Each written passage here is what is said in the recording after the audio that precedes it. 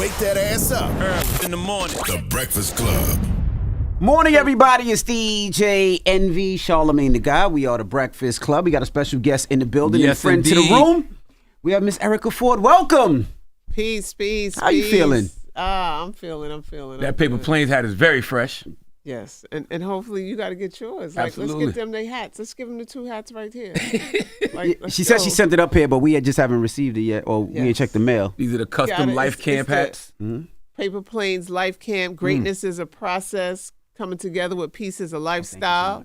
You know, so that we could help elevate and change lives. I love that. Now, if you don't know, Erica Ford is doing something very special this weekend at MetLife Stadium, at Shea Citi Stadium. Field. Citi Field, as they call it. It was Shea Stadium. It was Shea Stadium. It used to be called Shea Stadium at Citi Field.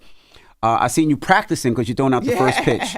You ain't look too good, but I know y'all seen you practicing. You just got to do better than Stephen A. Smith. You got to do better than Stephen A. Smith and 50. Yes, I will. Those two. Those are Queens guys. You got to do better than them. I will represent. I've been practicing. I'm going to get it to the plate. And Emery from Paper Planes is a catcher. And so I'm the pitcher.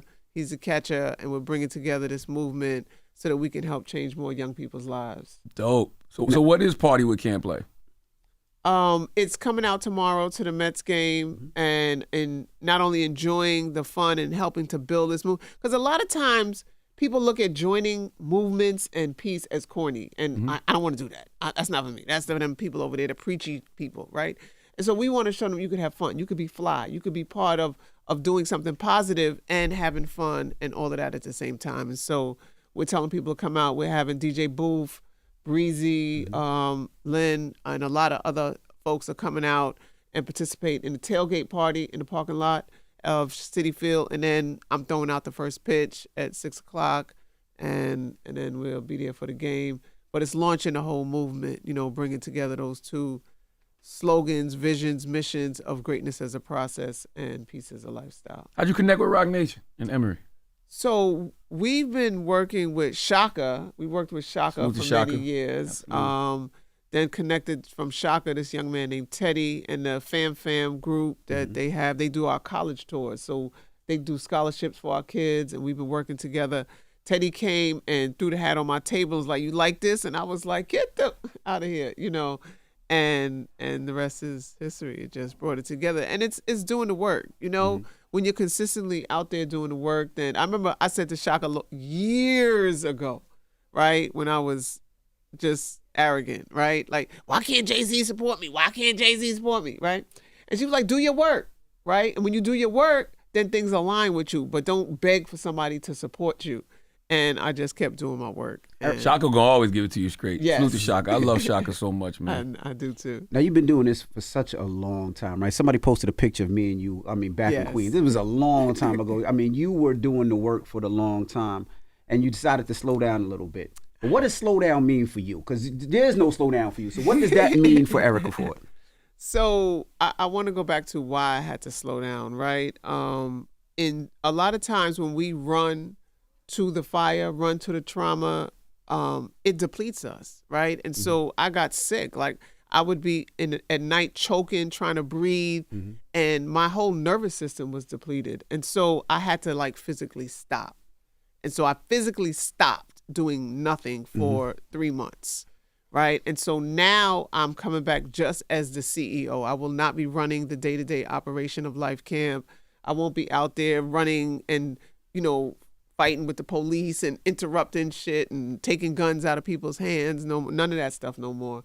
But at an elevated place of showing up at events and organizing, raising money for Life Camp and doing teaching, because I've learned a lot in these 30 years, and I want to teach and give back to young people who are stepping into this field. You know what's scary about that, though? They always say older people for counsel, young people for war. But the problem is a lot of people in this generation, they're not ready for war. Right. You still built for it. Like, you've done fought wars, you've been in wars, you still ready to fight now. Who are you going to pass the torch to? It's just so funny that this young lady who came with me, Tiffany Lamella, is up, actually the interim executive director and who I'll be passing the torch to if she passes that process. But we have a group of good young people who are ready. And we have a training academy that we launched with the University of Chicago 2 weeks ago, where we're actually training folks from around the United States to do this work. So as you know, the last time I was here, we talked about Biden bringing down money. And so some of this money that has been brought down is to do the training to prepare people to do this work effectively and efficiently. And so that's what we've been doing. I'm part of a national group called the Black and Brown Peace Coalition. And from that work, we've opened up this training academy, and the first cohort has been launched, and it's a 6 months program. And so hopefully from this training, they will learn how to effectively lead and do this work on the front line. You was just at the White House, right? Were you there when Quavo was there too, or was that something else? I wasn't there for when Quavo was there, but I was there when we opened up the White House Office of Gun Violence Prevention. Got you. So last Friday, the White House launched the White House Office of Gun Violence Prevention, first ever, and this will allow real support to come to the ground continually for the work that we're doing. My good son, I call him my political son, Greg Jackson, got one of the jobs as a deputy director, and another young man, Robert, got the other job. And so they're the deputy directors, and a lady named Stephanie is the director under the leadership of Kamala Harris, Vice President Kamala Harris. So has the White House been keeping promises? Because I know they pledged some money. They did. They did. They have been keeping their promises. Okay. The Republicans have been blocking as much as they can, but that's why President Biden has doing executive orders now to just override a lot of that stuff. And so they have been, as much as they can, putting down funding, changing where money used to go to other places so that it can hit the ground of CVI workers across the nation. And so they have been in that lane, put the most money in this work. I was going to ask with New York, right? You know, Charlamagne and myself talk about New York and how much it's changed, right? How much we see and hear more and more violence, whether it's, you know, in the subway or it's shooting or it's mental illness. Since the new mayor has come in, has it been worse? Has he been more helpful?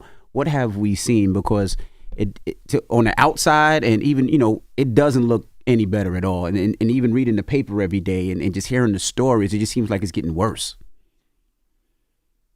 So it is in the area so it's a multi-pronged question, right? In particular areas, it's getting better, right? The areas in which our collective New York City crisis management system is doing the work, it's getting better as it relates to gun violence. Gun violence is down. But now, as we see around the city, there's different kind of crimes, right? There's people going in, looting stores and, you know, robbing people and stuff like that. And so as we continue to grow the work that we're doing, and we have a problem in New York City. There's been an influx of folks coming into New York, and they're not being able to be placed in proper homes and have the ability to live. And so what are they going to do, right? They're going to come into the community and try to live the best way they know how. And so we can't have that, you know. And so I know with our team, we work to make sure that peace is a lifestyle in the real sense. And so we have peacekeepers, we have our interrupters, we have our special ops team, we have brothers and sisters that we put throughout our target area and make sure that those things don't happen. And so hopefully it'll continue to grow and hire new people to do this type of work throughout the city. But I feel like the solutions have always been there, right? Way before the migrants came, but you're not even taking care of the people who are here and implementing those solutions with them. So of course you're not gonna be able to take care of the migrants either. That's what he said. Now, what's the cannabis injunction that's going on? So rich white folks who have these big MSOs, multi-state operations, basically put a lawsuit in using the veterans. They did many different lawsuits. This last one, they used the veterans, and they blocked the card holders, which is the brothers and sisters who got falsely arrested for selling cannabis back in the day. And so they were allocated license, or organizations like ours who work with those individuals, and everybody was given license, and they put an injunction in, and it caused to stop the freeze of our ability to do anything. And so we couldn't open up, we couldn't move forward in our process to, get the full license, because it's actually, in order to get the full license, there's things you got to do. And so we weren't able to finish the process. October 4th, it's all for naught. But what they wanted to do when they were successful at doing was slowing the process down so that there's few amount of people who can come into the game before they come into the game. And so now on October 4th, it's open to everybody. Anybody could apply, right? And so it's really unfair because you already had a head start. That's like we in a marathon. You 20 miles ahead, you're going to come back to trip the person behind you because they catching up. Like, are you that greedy? Yes. You know? Yes. Yes. So that's what's happening in the cannabis. And so when we see them open, like we should not support these stores. You know, we should not support these big MSOs that come into our community and try to act like they down with us, you know, and have you come into their store to buy their product, but they're in the back room stopping people who really need equity in their community from getting access to equity. I always had a problem with that because, you know, a lot of times what they would do is, like you said, they would find somebody that's wrongfully arrested, right? Use them to get the license, because most of the people that are wrongly accused or arrested, 9 times out of 10 don't have the bank to actually support a dispensary, right? Because it takes a lot of money, architectural and everything. So what they usually do is they usually back them, and then after 2 years, you can get rid of them.